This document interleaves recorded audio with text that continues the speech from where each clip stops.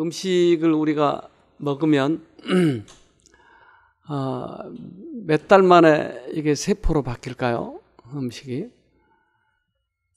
오늘 음식을 먹으면 이게 소화돼서 몇 달 만에 우리 세포로 바뀔까요? 예?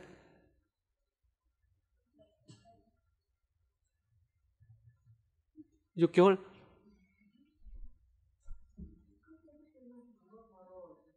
예, 바로 바뀌어요, 바로. 그러니까 우리가 음식을 먹어서 소화시키면 바로 이 세포가 바뀌어요, 바로. 그러니까 어떤 부분은 좀 시간이 걸리지만 어떤 부분은 즉각 나타나요. 그래서 오늘 음식을 잘 먹으면 오늘 우리가 효과를 볼 수 있다고 하는 거예요. 그러니까 음식을 먹을 때 참 주의해야 되겠죠. 위와 이 뇌하고 많이 연결돼 있어요. 그래서 위가 꽉 차면 뇌가 꽉 차요. 그래서 생각이 잘 안 나고 이 머리가 빨리빨리 못 돌아가요. 그러니까 위하고 뇌는 굉장히 밀접해 있어요. 그래서 위가 비우면 뇌도 비어지기 때문에 반짝반짝 돌아가요. 이걸 금식을 해보면 알 수 있어요. 금식을 해보면 머리가 아주 맑아져요. 그래서 일주일에 평상시에도 한두 끼 정도 금식하는 것은 우리에게 참 좋습니다. 이 위가 소화가 되는 동안에는 모든 피가 위로 몰려요. 그래서 위를 소화시키고 거기에서 힘을 내고 에너지를 공급하고 해서 피가 모두 다 위로 몰려요. 그러면 잘 때 위가 차 있으면 어떨까요? 잘 때? 어떤 사람은 이렇게 얘기해요. 잘 때 그득히 좀 차 있어야 잠이 잘 온다고 그래요. 어때요? 이거 굉장히 나쁩니다, 신체. 왜 그러냐면 잘 때는 이거 비워야 모든 피가 우리의 몸의 각 부분으로 가가지고 쉬고 그때 치료가 되고 그렇게 하거든요. 근데 위가 꽉 차 있으면 밤새 이 일을 하느라고 우리가 쉬지 못해. 내가 눈은 붙여 있어도 쉬지 못해요. 우리 몸은. 그럴 뿐만 아니고 악몽이 얼마나 많이 꾸어지는지 몰라요. 그래서 꿈이 많은 분들은 이거 비워가지고 한번 주무세요. 주무시면 훨씬 나을 거예요. 그래서 위가 비우면 뇌도 비운다. 위가 차면 뇌도 찬다. 이게 굉장히 많이 연결이 돼 있어요. 때때로 우리가 음식을 먹을 때 어떤 분들은 위가 수술했거나 또는 안 좋을 때 죽을 권장을 해요. 근데 치아가 안 좋은 분이라든지 이런 분들은 그럴 수 있어요. 근데 치아가 좋으신 분들은 죽이 되도록 만들어야 돼요. 여기서 밥을 죽이 되도록 씻고 씹어서 잡수면 죽보다 훨씬 소화가 잘 돼요. 그러니까 대부분 죽은 막 떠 먹어버리기 때문에 이게 침이 섞이지 않고 그래서 소화가 더 안 돼요. 그래서 저는 저녁에 될 수 있으면 죽을 잘 안 먹으려고 그래요. 왜 그러냐면 이것을 오랫동안 이렇게 씹어야 되는데 습성상 죽은 그냥 빨리 넘어가 버린 거예요. 그런데 아침에는 뭐 괜찮다고 생각해요. 아침에는 계속 우리가 활동을 하니까 특별히 우리 일주일에 한 번씩 이렇게 습하고 빵 주는 그런 날 있죠. 그럴 때는 아주 아침에는 웬만큼 먹어도 괜찮은데 저녁에 죽을 많이 먹어 놓으면 여러분 틀림없이 그날 저녁에 소화 안 돼요. 그러니까 죽이 저녁에 나올 때는 조금만 드세요. 많이 드시면 이게 소화가 안 돼서 빙빙해요, 배가. 또한 어떤 단백질과 여러분 단백질이 뭐가 있죠? 단백질? 어떤 거에 많죠? 단백질? 콩, 또 고기, 계란 노른자. 그런데 단백질 또 이런 지방 이것은 그 후라이팬에다 고기를 돼지고기 같은 거 이렇게 볶다가 씻지 않고 그대로 놔두면 어때요? 후라이팬 허옇게 끼죠. 그거 물에서 씻으려면 어때요? 안 씻어지죠. 콩은 볶으면 아무것도 없어요. 그러니까 단백질을 우리가 식히면 그렇게 허옇게 남듯이 우리가 이 고기를 이렇게 먹어가지고 우리 몸에 그런 게 끼는 거예요, 자꾸. 근데 그러면 뜨겁게 하면 그 단백질이 벗겨지죠. 뜨겁게 하면. 그럼 우리 몸을 그러면 뜨겁게 하면 되겠죠? 한 100도 정도로? 그러니까 이게 빠져나오질 않는 거예요, 이게. 그래서 자꾸 끼는 거예요, 이게. 그런데 단백질 중에 제일 좋은 게 사실은 식물성에 들어있어요. 그래서 식물성 단백질을 먹는 것이 훨씬 좋습니다. 동물성 단백질은 좀 저질이에요, 저질. 이 돼지고기 같은데 아주 저질이에요, 이게. 근데 식물성에는 아주 좋은 게 들어있어요. 그래서 식물성 단백질로도 충분합니다. 식물성으로 뭘 만들 수 있죠, 음식을 단백질로? 두유, 두부, 예, 콩 반찬, 예, 이런 여러 가지로 만들 수 있어요. 예? 견과류, 아주 고급 단백질, 아주 좋은 거예요. 이런 거는 정말 물로도 잘 씻어지고 소화도 잘 되고 하는 단백질인데 이거보다는 우리가 자꾸 고기를 먹으려고 하기 때문에 여기에 소화 불량이 많아요. 소화 불량. 우리 하나 보십시다. 우리 동영상 하나. 그냥 부드럽게 넘어가는 거나 그냥 마시는 거나 거의 그냥 유제품 쪽으로만 많이 먹고 있거든요. 얼마나 자주 먹어요? 못 먹게 해서 못 먹는 거지. 정말 꾸준하게 그것만 먹거든요. 그것만 먹으라 그러면 하루 종일 먹을 거예요, 아마. 하루에, 그러니까는 유치원 있는 시간 빼놓고 와서는 거의 계속 찾고 있으니까 계속 먹는다고 볼 수 있죠.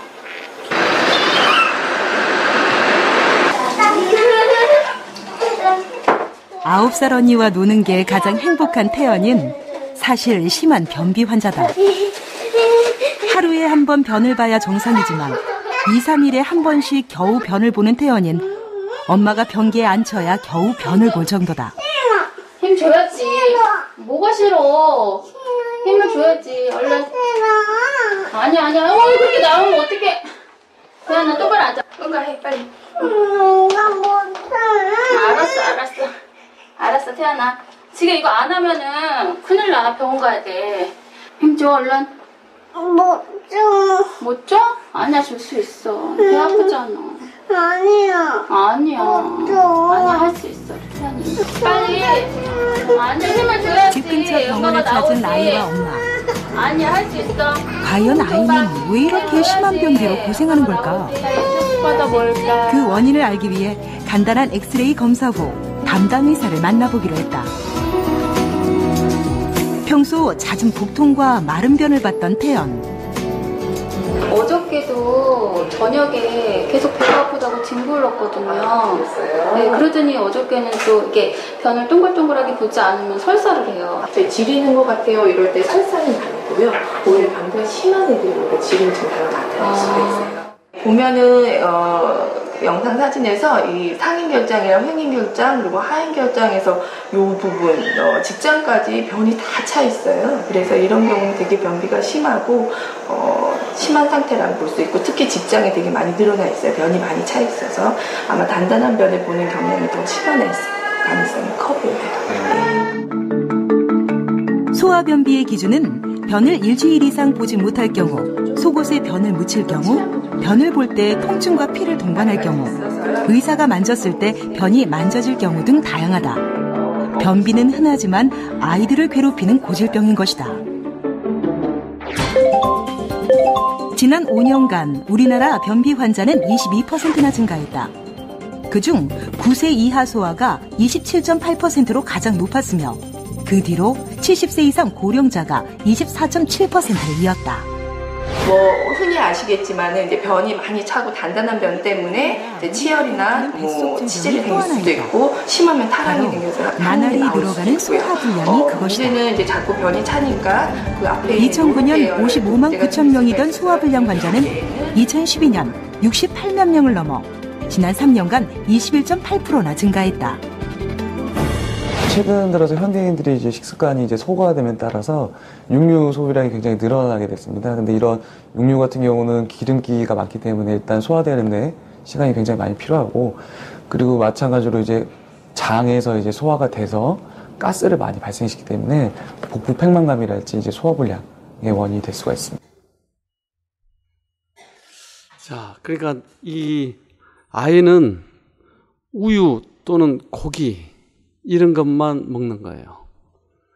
그러니까 소화불량이 생기고 변비가 생기고 그러면 가스가 차고 오히려 이것이 위로 올라와 버린 거죠. 밑으로 내려가야 될 게. 그러니까 저 조그만 아이들이 저렇게 식습관이 잘못되면 이제 초등학교, 중학교 들어가서는 아예 하루 종일 그런 것만 먹는 거예요. 우유로 된 제품들 이런 것만 하루 종일. 그러니까 아이를 씻어내릴 수가 없죠. 요즘에 이제 비타민이 여러 가지가 있는데 요즘에 그 아무런 영양가가 없는 섬유질을 이제 우리들의 영양으로 취급해요. 섬유질을. 왜 섬유질을 그렇게 음식으로 중하게 여길까요? 예? 장을 씻어내는데. 맞습니다. 그러니까 저분이 식품 회사에 계셨기 때문에 잘 알아요, 아주. 이 수세미 같은 게 이렇게 쓸어내리는 거예요. 말하자면 섬유질을 먹는다는 얘기는 수세미를 우리가 먹는 거나 비슷한 거예요. 그러니까 속에 있는 잘못된 것들을 싹 쓸어내려요. 그래서 섬유질이 있는 음식을 먹어야 된다. 그런데 이런 우유나 이런 다른 단백질, 고단백이라고 하는 그런 고기, 기름 이런 거에는 별로 없어요, 그게. 그러니까 소화가 안 되고 쓸어 나오질 못한 것이. 우리는 섬유질을 영양소로 취급하는 이유를 알아야죠. 왜? 섬유질은 영양가가 아무것도 없잖아요. 근데 그게 우리 몸을 그렇게 치료를 하는 것이에요. 자, 그 다음 거 좀 봅시다. 경기도의 한 재활병원. 이병석 씨는 36년간 자신을 괴롭혀온 극심한 건성과 아토피로 이 병원을 찾았다.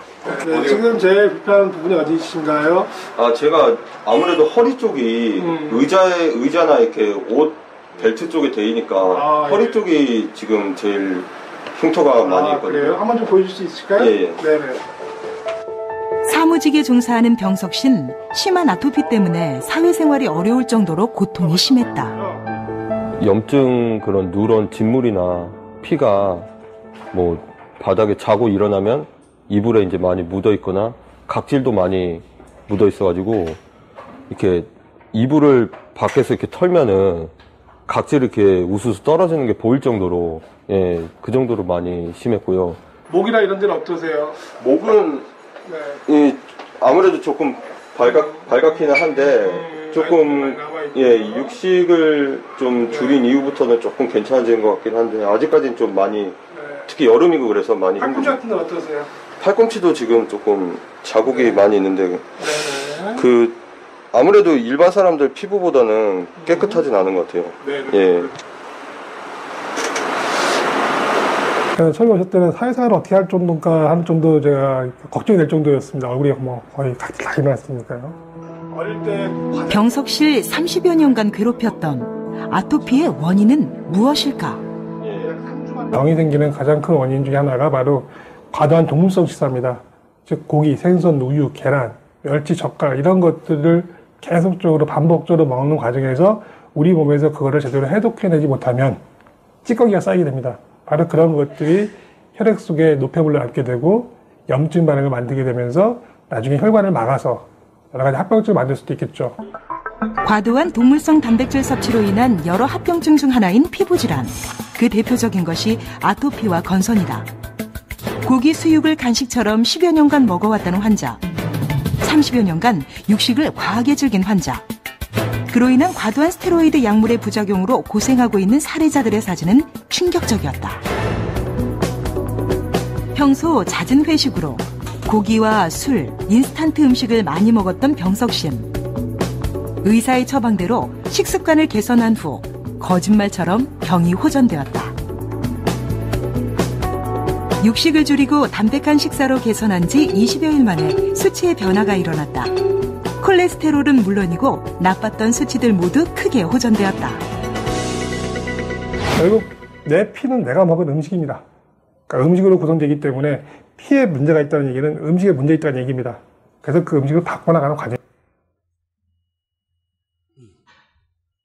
의사들이 요즘에 생각이 많이 바뀌었어요.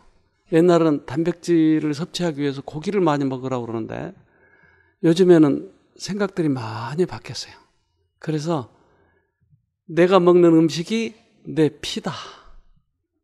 그러니까 음식에서 오는 이 독성이 그대로 우리 몸에 피를 만들고 세포를 만들기 때문에 어떻게 먹어야 되는지 이걸 특별히 투병 생활하고 있는 분들은 잘 이해해야 됩니다.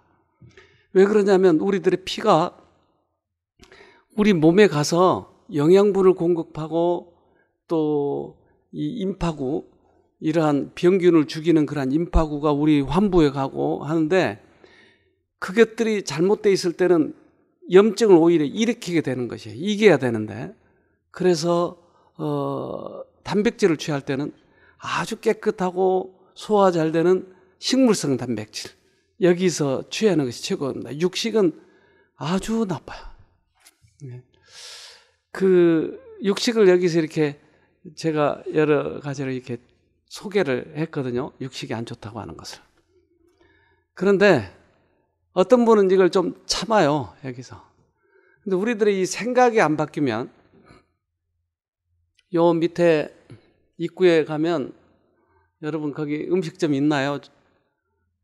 네, 뭐 서울에서 제일 유명한 무슨 불고기집 여기 있어요, 여기. 근데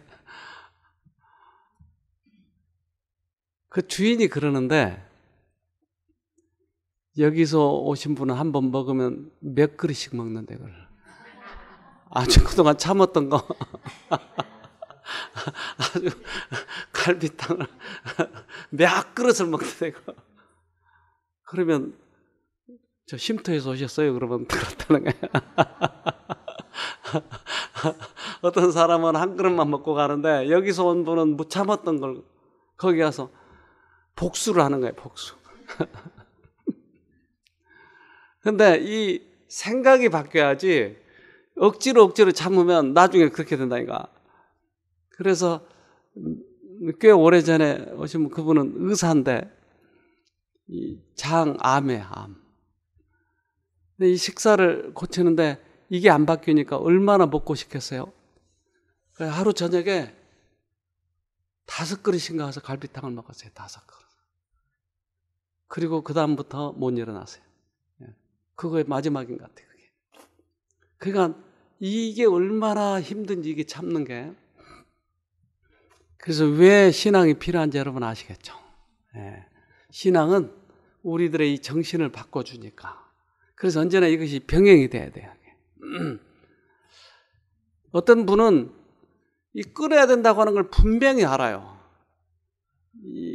특별히 우리 내장 계통에 문제가 있는 분들은 이걸 자꾸 바꿔야 되는데 이 라면 또 그런 기름진 거 이런 것들이 생각이 나서 못 견디는 거예요.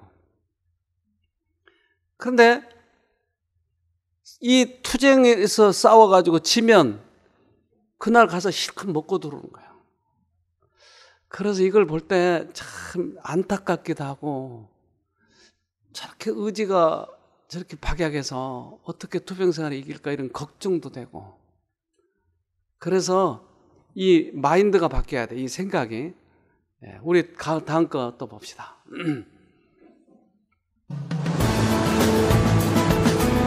경기도에 위치한 국립암센터. 중년의 사업가 조홍래 씨는 직장암 3기 환자로 40여일 전에 수술을 받고 회복 중이다. 변화 계속 보고 있어요. 잦은 회식과 삼겹살을 특히 좋아했다는 조홍래 씨는 자신의 병의 원인을 식습관으로 꼽고 있다. 먹으니까. 일주일에 한 2번에서 3번 정도는 먹었죠. 항상 하루 걸러 한 번씩은 먹는 편이죠. 과일 별로 안 좋아하고 야채 별로 안 좋아하고 그냥 오로지 고기만 좋아했어요. 그때부터. 근데 그게 원인이었던 것 같은 생각도 들어요, 지금 사실은. 아내는 남편이 암이라는 사실에 크게 놀랐었다. 자신이 잘못해서 그런 게 아닐까라며 자책도 많이 했다. 암이라니까 내가 잘못했구나 생각했죠. 제가 밥을 식습관 때문에 많이 언도했잖아요. 근데 고기 많이 먹었어요. 애들도 고기 좋아하고. 조홍래 씨는 다행히 수술이 잘 되고 회복도 빨라 퇴원을 이틀 앞둔 상태다. 그는 단순 변비 정도로 가볍게 생각하고 병원을 찾았다가 암 진단을 받게 되었다. 처음에 이제 오실 당시에는 이제 변보기가 어려워서 왔죠. 걱정이 되니까 내시경을 했었고 그 내시경에서 이제 대장암이 발견됐는데 그때는 이제 암 사이즈가 한 5cm 정도 되고 이제 항문에서 가까워요. 한 6cm 정도 거리에 있는 그런 직장암으로 병원에 처음 오셨고 후유증 같은 거는 거의 대장암의 발병 원인은 몇 가지가 있지만 전문가들은 그중 과도한 육식을 우선으로 꼽고 있다.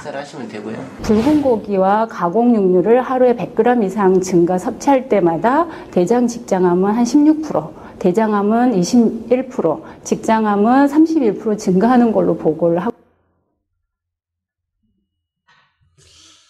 우리나라 식생활이 이렇게 점점 바뀌면서 이렇게 되는데 암과도 관련이 있고 또 우리들의 소화도 관계가 있고 우리 질병에도 여러 가지로 관계가 있어요.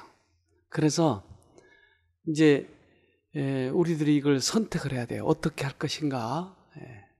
먹는 음식에 따라서 우리들의 세포가 달라진다. 내가 아까 그 의사 이야기 전에 내 먹는 것이 바로 피다. 그러니까 피가 어떻게 먹었느냐에 따라서 달라지는 것이. 이것을 우리가 좀 염두에 두면 어떻게 건강 생활을 해야 될지, 그리고 앞으로 남은 기간에도 특별히 나이가 들매에 따라서 모든 기능이 약해지잖아요. 소화 기능도 약해지고. 그러면 고기를 계속 먹었다가는 나중에 아주 늙어서는 여러 가지로 안 좋아지는 거예요. 근데 지금 식습관을 바꿔놓으면 노후에 참 편해요. 그러니까 그렇게 바뀌는 것이 여러분들에게 혹시 좋으리라고 생각을 합니다. 우리 출애굽기 12장을 좀 봅시다. 7절부터. 그 피로 양을 먹을 진문 좌우 설주와 임방에 바르고 그 밤에 그 고기를 불에 구워 무교병과 쓴 나물과 아울러 먹되 난로나 물에 삶아서나 먹지 말고 그 머리와 정강이와 내장을 다 불에 구워 먹고 아침까지 남겨두지 말며 아침까지 남은 것은 곧 소화하라. 너희는 그것을 이렇게 먹을지니 허리에 띠를 띠고 발에 신을 신고 손에 지팡이를 잡고 급히 먹으라. 이것이 여호와의 유월절이니라. 이 나쁜 걸 먹으라고 그랬네요. 근데 이거 유월절입니다. 유월절. 이스라엘 백성들이 이제 애굽에서 그들이 탈출할 때, 애굽에서 나올 때 그들은 노예이기 때문에 안 내보내주면 못 나가는 것이에요. 근데 이제 하나님께서 애굽 사람들에게, 여러분 그런 영화도 있죠? 영화, 이거에 관련된 영화가 뭐가 있었죠? 제목이? 출애굽으로 그들 그렇게 됐나요? 쉽게. 쉽게. 네, 쉽게 그 영화에 보면 물이 갈라지고 거기 백성이 거기서 빠져나오고, 그리고는 물이 다시 덮어가지고 그 애굽 사람들이 다 죽는 그런 영화들 있죠. 이제 그것이 성경에 나오는 것을 영화화한 거죠. 근데 이 백성들을 하도 내보내주지 않으니까 하나님께서 마지막에 재앙을 줬는데 그게 이제 이스라엘 사람들이 그날 저녁에는 애굽 사람들이 모두 다 장자가 죽는 거예요. 큰아들이 죽는 거예요. 이 전역에 있는 모든 큰아들이 다 죽는 거지. 근데 큰아들이 죽지 않는 집은 어떤 집이었죠? 문설주에다가 피를 바르면 양피예요. 양피를 바르면 그 집은 장자가 죽지 않는 것이에요. 이것이 마지막 재앙이었어요. 그런데 우리 집에 장자가 죽지 않으려면 어떻게 하면 돼요? 양피만 바르면 되는 거예요. 근데 양은 뭐였어요? 예수님이에요. 그러니까 예수님의 피를 우리가 어떻게 바르죠? 문설주에다 어떻게 바르죠? 예수님 다시 모셔와서 죽여가지고 어떻게 바르죠?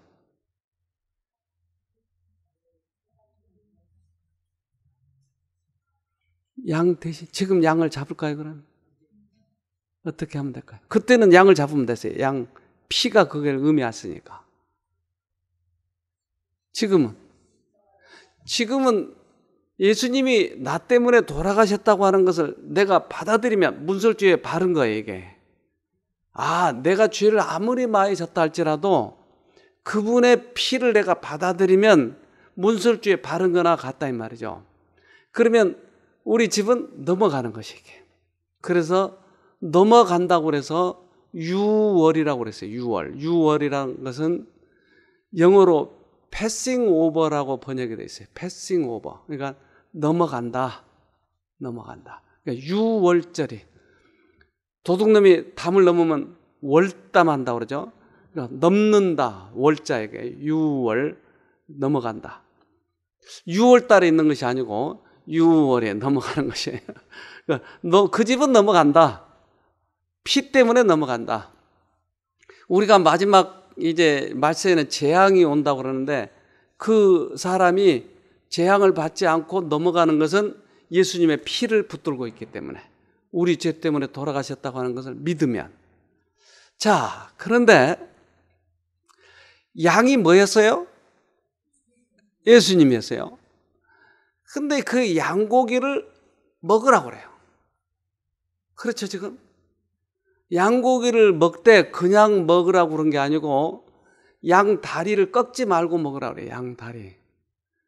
그러니까 양 다리가 긴데 이거 도끼로 찍어가지고 좀 부러뜨려서 먹어야 되는데 이렇게 먹으라는 거예요. 이렇게. 왜 그럴까요?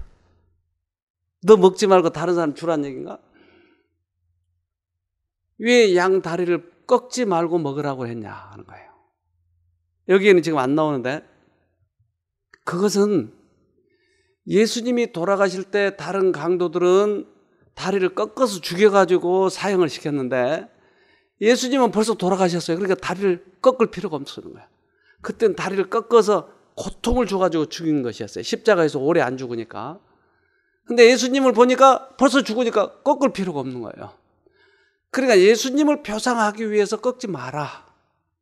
그러니까 이 양 고기가 무엇을 의미했어요? 예수님을 의미했어요. 근데 예수님을 의미했는데 여기 이제 먹는 것이 몇 가지 나오죠. 무교병은 뭐예요? 누룩을 넣지 않는 개떡, 말하자면 개떡. 무교병, 교는 누룩이니까 누룩이 없는 떡을 먹고 쓴 나물과하고 같이 먹어라. 그것은 누룩이 없는 떡이라고 그랬잖아요, 지금. 누룩이 무엇을 상징할까요? 죄. 그러니까 예수님이 죽음과 죄와 무슨 관계가 있네요. 6월절 날 다음 날이 무교절이에요, 무교절. 셋째 날이 요제절이에요. 그러니까 1월 14일은 6월절, 15일은 무교절, 16일은 요제절이에요. 그런데 이 세 절기는 예수님의 죽음과 관련이 있어요.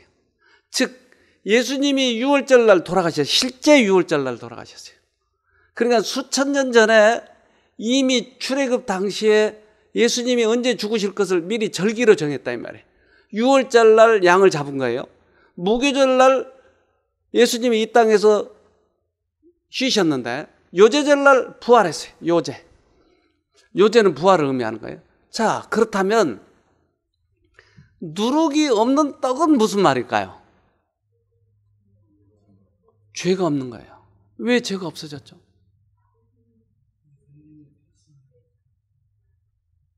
여러분 이것을 잘 이해하시면 이게 많은 것을 이해해야 돼요.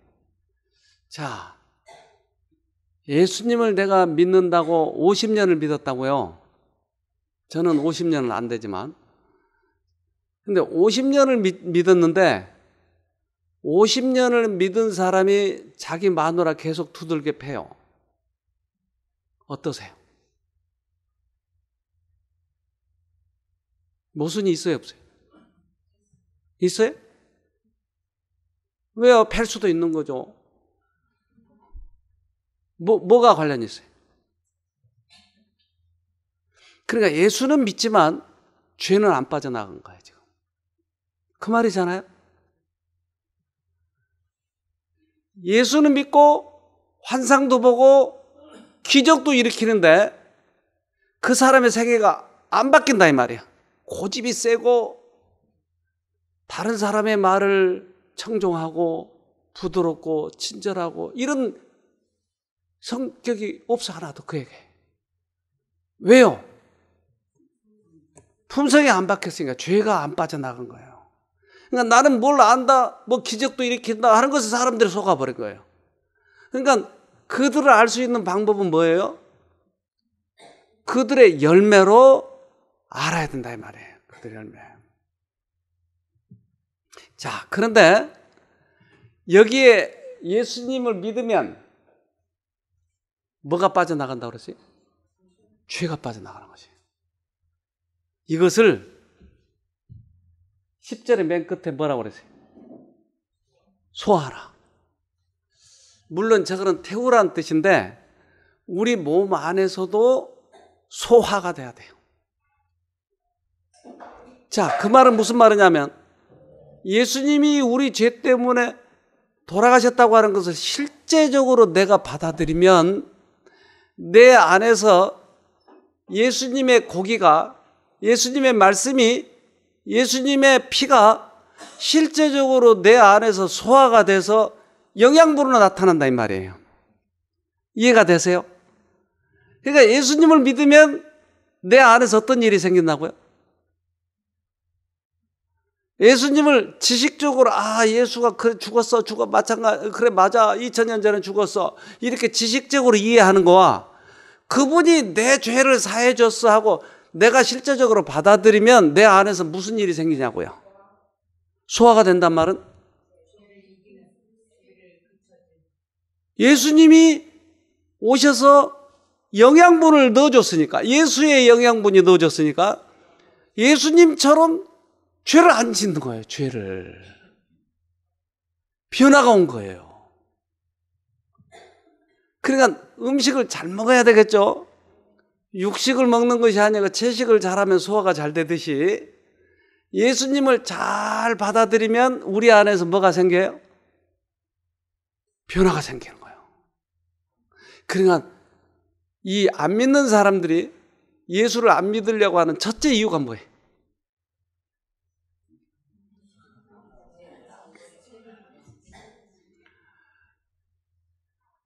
믿는 사람 보니까 돈 떼먹더라, 똑같더라.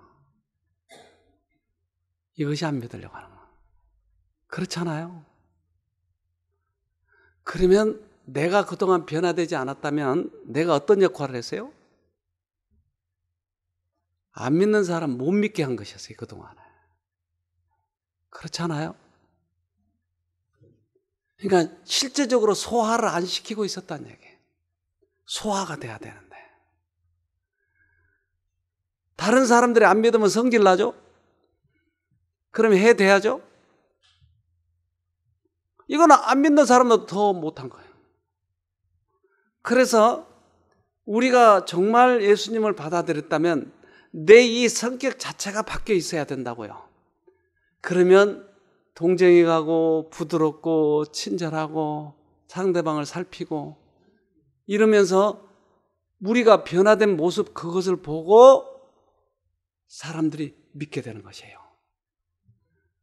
그러니까 마누라를 바꾸려면 누가 먼저 바뀌어야죠? 내가 먼저 바뀌어야 돼요. 남편을 바꾸려면 내가 먼저 바뀌어야 돼요. 안 믿는다고 박박박박 긁는 거예요. 왜 당신은 교회도 안 가?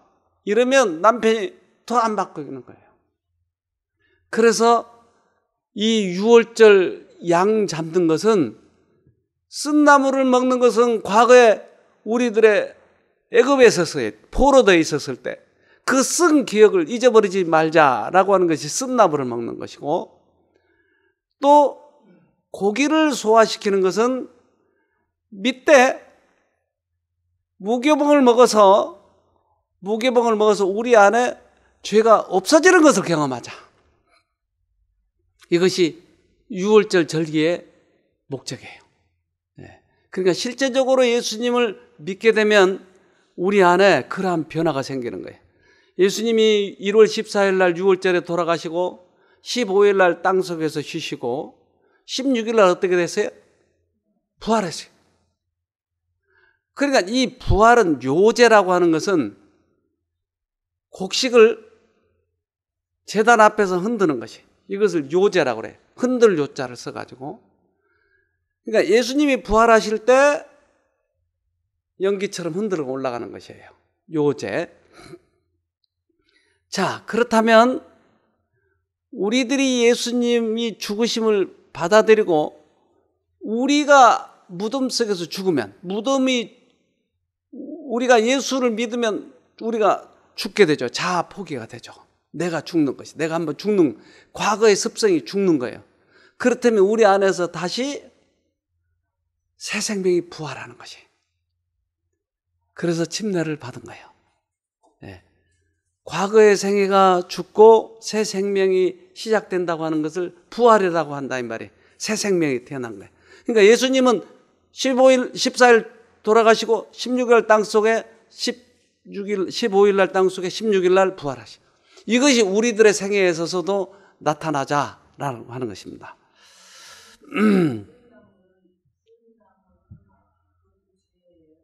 쓴 나물은 애굽에서의 과거의 추억을 얘기하는 거예요. 그러니까 너희들이 종노릇 했잖아. 그러니까 다시 종노릇 하지 않기 위해서는 끝까지 예수님을 붙들고 있자. 그래서 쓴 나물을 해마다 먹는 거예요. 6월절마다. 우리가 과거에 종이었지 참. 그러니까 우리가 아무렇게나 살면 안 되겠다. 내가 과거에 술의 종이었지. 그러니까 또 술 먹어서는 안 되겠구나. 이것을 계속 기억하도록 하기 위해서 쓴 나물을 먹는 거예요. 그런데 제가 이것을 좀 생각해 보니까 우리나라도 뭐 나물 먹는 날이 있나요? 보름에? 예. 이거 어디서 배워왔을까요? 이게 이 1월 14일이 유대력으로 1월 14일이에요. 그러니까 말하자면 우리나라 음력과 비슷한 거예요. 유대력으로, 양력으로 1월 14일이 아니고. 근데 우리나라가 언제 쓴나물을 먹는다고요? 1월 15일이네요. 그것이 음력이에요, 양력이에요? 그러니까 아주 유사한 이 절기가 우리나라에도 있네요. 그러니까 이 사람들이 옛날 그 이스라엘에서 어떻게 이제 흘러온 사람이, 우리도 절기 지내냐? 어떻게?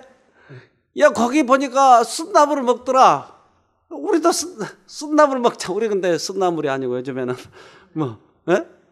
묵은 나물. 아, 거기서는 그렇게 먹더라. 그리고 우리가 어느 날 보니까 그 팥죽을 이렇게 마당에다 뿌리는 거 여러분 보셨어요? 문설주에 뿌리나요? 대문에다. 아, 대문에다. 그거 어느 날이에요? 대문에 뿌린 동짓날. 그러니까 동짓날 날짜는 좀 틀리지만 뭔가 그들이 피를 바르더라. 그러니까 우리도 빨간 건 좀 발라보자 해서 동짓날 팥죽을 뿌리는 거. 거기서 왜 팥죽을 뿌리냐고요. 그러니까 그것이 근거가 어디 있냐 이거죠. 그러니까 이게 말로 유래되고 해가지고 우리나라 이 절기가 만들어진 거 아닌가. 왜 나무를 먹냐고요. 왜.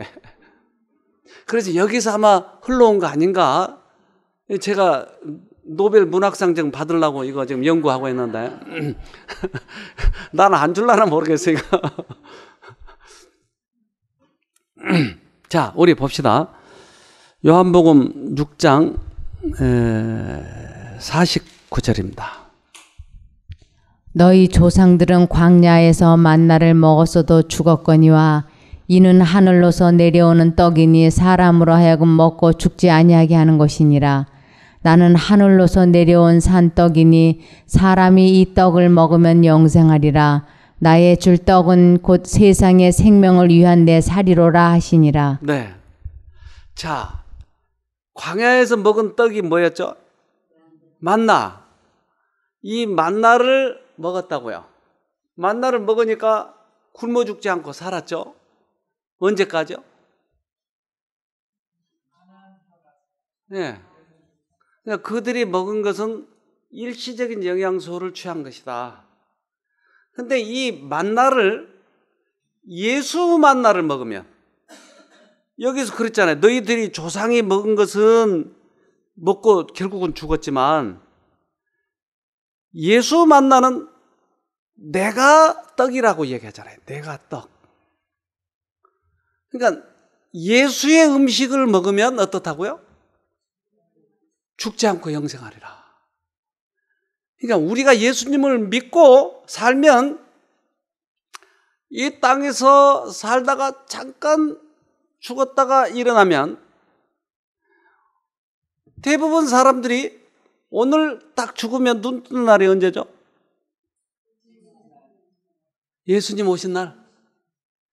그러니까 우리들은 100년이 흘렀다고 보지만 본인은 몇 년 흐른 거예요? 찰나에 찰나. 숨이 가쁘다. 그래. 그리고 끝났어요. 근데 그들이 눈 뜬 날은 본인은 그러니까 죽었다가 눈 뜬 거예요.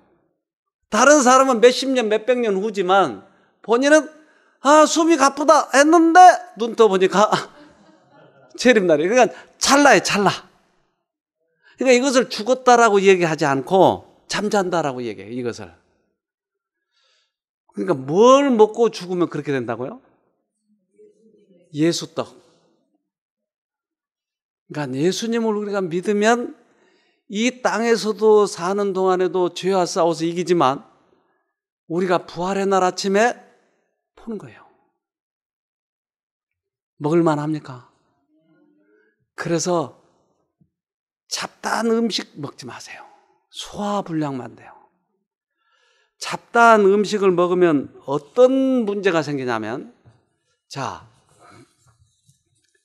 지금 병이 고쳐지는 것은 예수님이 병을 고치실 때는 무엇으로 고쳤어요? 말씀으로 고쳤어요. 말씀으로. 우리들이 병이 고쳐지는 것은 지금 뭘 보고 고쳐지는 거예요? 말씀을 보고.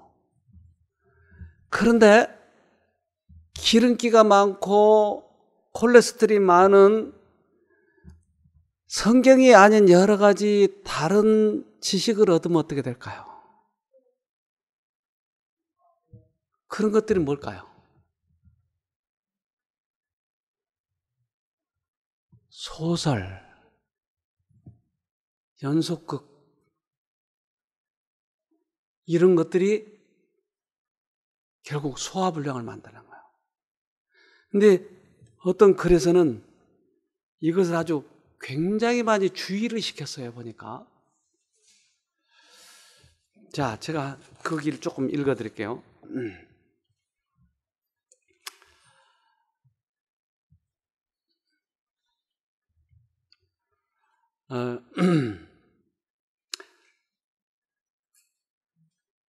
잘못 선택된 독서물들이 기억력에 큰 손상을 입히는 것은 사고력을 불균형하게 하고 두뇌의 신경과민과 피로를 그리고 전 신체에 쇠약을 일으키는 경향을 갖기 때문이다. 상상력은 공상소설에 의하여 계속 과식을 하고 자극을 받으면 독재자가 되며 마음의 다른 모든 기능을 지배하고 입맛을 변덕스럽게 만들며 성향을 왜곡시킨다. 그러니까 우리들이 잘못된 이러한 소설과 지식을 얻게 되면 정확한 판단을 못하고 하나님의 말씀을 소화를 못 시켜버립니다. 그러니까 이 속에 무지무지하게 이 잡순물들이 많이 들어있어서 깨끗하지 못한 것이에요. 그래서 말씀을 제대로 받아들이지 못하게 하는 것이에요. 그래서 저의 경험에서도 과거에 저도 옛날에 소설 참 많이 봤어요. 되게 소설 보았던 기억들이 대부분 10대, 20대 그때 것들이에요, 제가. 이제 정말 그때 이 순수하고 소설을 보면 액면 그대로 받아들이려고 하고 로미에와 주리에를 봤을 때는 나도 그렇게 사랑하고 싶어. 나 앞으로 여자를 만날 때는 저런 여자고 얼마나 그때. 그래서 어느 옛날 현대차 보니까 로미의 차가 있고 주리의 차가 있고 그러더라고요. 그러니까 이런 이 상상을 내가 많이 했는데 이것이 현실적이지 않고 공상에서 나온 것들이기 때문에 나의 이 뇌 속에 많은 상처를 입혔다고 하는 것을 나중에서야 성경을 보면서 알게 됐어요.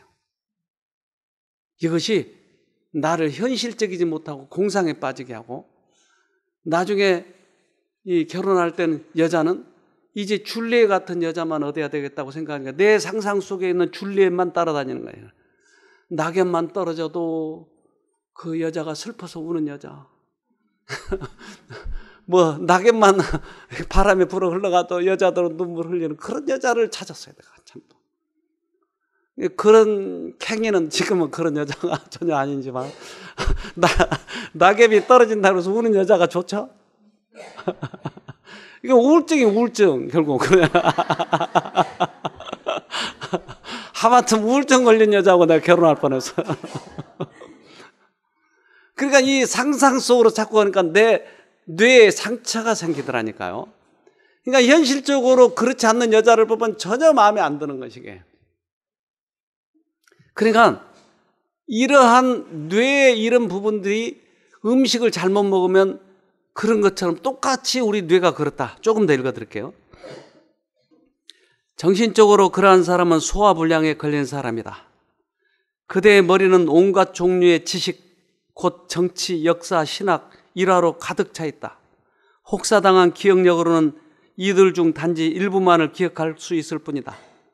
잘 훈련된 정신으로 훨씬 적은 정보를 간직하는 것이 보다 더 가치가 있다. 그대는 정신을 활발하게 활동하도록 훈련하는 일을 등한히 하였다. 그리하여 그대의 뜻과 경향은 그들을 지배하였으며 그대의 종이 되는 대신 그대의 주인이 되었다. 그 결과 육신적, 정신적 힘이 상실되었다. 아, 그렇게 상상으로, 공상으로, 또 소설로 이런 정치, 문화 이런 것에 많이 빠져 있는 사람은 그것에 종이 되어 있다. 내가 오히려 지배해야 될 그것에 의해서 내가 지배되어 있다. 이런 음식을 잘못 먹으면 그렇다 이 말이에요. 정신 음식을 잘못 먹으면. 또한 음악도 우리들이 자꾸 이상한 음악을 자꾸 듣는 거예요. 그러니까 그 음악의 선율에 나의 정신이 현실적인 것에 도피되어 있어요. 그래서 음악만 하루 종일 듣고 싶어 앉아있고 싶어 하고. 요즘에는 음악이 어떤 음악이 나온지 아세요?